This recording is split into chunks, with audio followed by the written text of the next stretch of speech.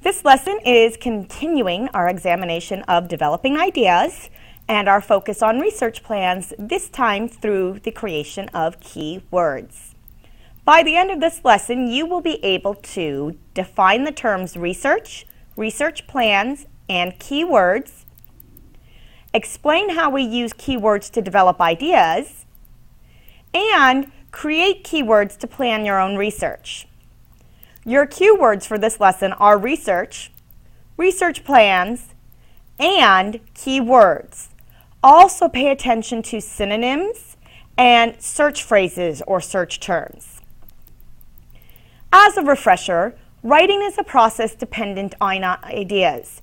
We start by finding an idea through brainstorming or from an assignment, and then we focus that idea in the case of essay writing through working thesis statements. Our next step is to develop the idea, and this usually requires research, which is the process of seeking out credible, relevant information to illustrate our idea with. We've also talked about how research is most effective when it's organized and that this requires a research plan, which involves coming up with a set of information on what you need to know through research questions, but also how to find what you need, and this we do with keywords. Basically, keywords are important because search engines are not very reliable when you type whole questions in. They're computers and they only work with exactly what you give them. They're not smart enough to sift through that for your main idea. So we have to turn our questions into keywords to make effective search phrases. Keywords are single words or short phrases that identify the main idea of the question. They're also known as search terms or search phrases because they are words and phrases that you use to search for answers. So it's just a point of taking your research questions and boiling them down to the main ideas inside those questions and the important words that make up those main ideas.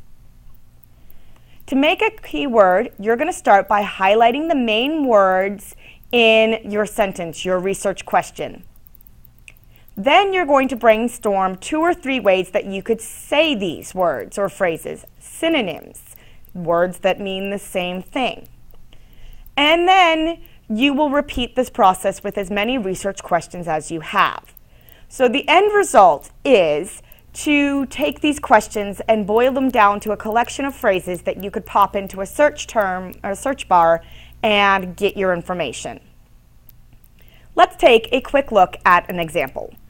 Like everything in my class, we have a process to go through, and that process builds on the step before it. So this process of our research plan builds on our research question assignment.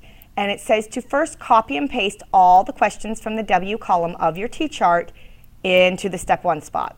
So we're going to pop over to our research question. We are going to go select all of those questions and copy them with a Control-C. Then we're going to click up here under step 1 and paste them. Since they were in a text box, they came in a chart, they came in the chart box, and that's just fine. You can still type in there. We made sure that there was only 1 question per line, just like the directions said. Now we need to use our highlighting tool and highlight the main words or ideas in each question. So we'll come up here to our text color, we'll click highlight, and then we'll come down here. So examples is probably an important word. We'll highlight that one. The way we do not use the golden rule. That's a pretty big phrase. Okay. Examples of intolerance. There's an important phrase. Examples. Needing to be compassionate. This is a big phrase. Conflicts that are happening right now.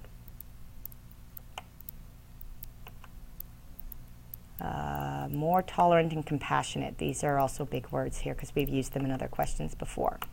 So we've highlighted all of our big ideas. We want to cross out our little ideas so that they don't confuse us, which means we'll select things and go to Format and strike them through. Just cross them out.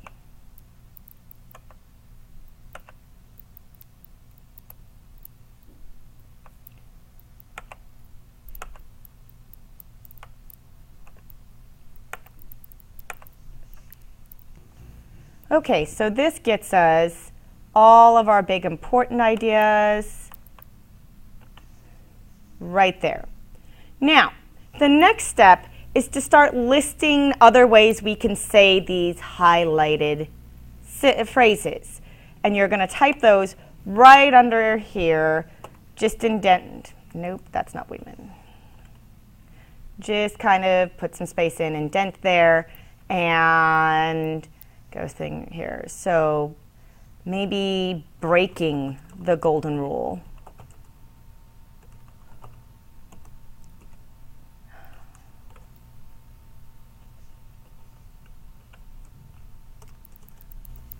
Failing to use the golden rule.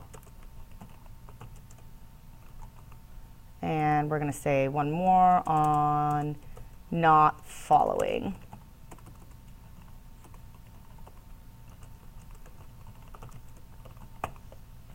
Okay, so those are all ways that we could do synonyms for this one. And we might look up synonyms for words like intolerance and compassionate in the thesaurus, and so on and so forth. We're going to stick with just this one example so that we're not spending all day figuring out this process. You'll repeat this synonym step for each of these additional questions, and then you'll go to step 4 where it says to take your research question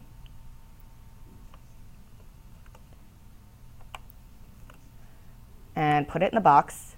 And we're going to want to clear the formatting on that one because you don't want all the highlighting and everything else right now. So we've cleared that formatting, and now we want to put our search terms in there. Copy them in and just put 1 .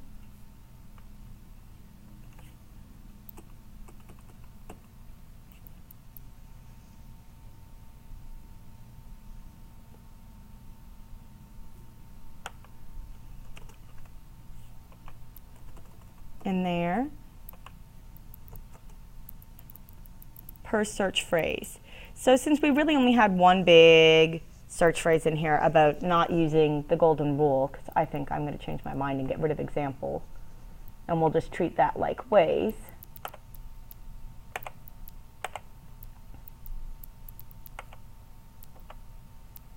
All right, so that would be one search term and all of our keywords in there. And we will repeat this process for each research question that we have.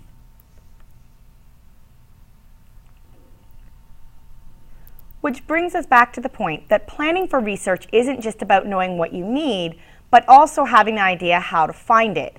Keywords or search terms help with that by reducing questions that search engines aren't smart enough to deal with to manageable words and phrases.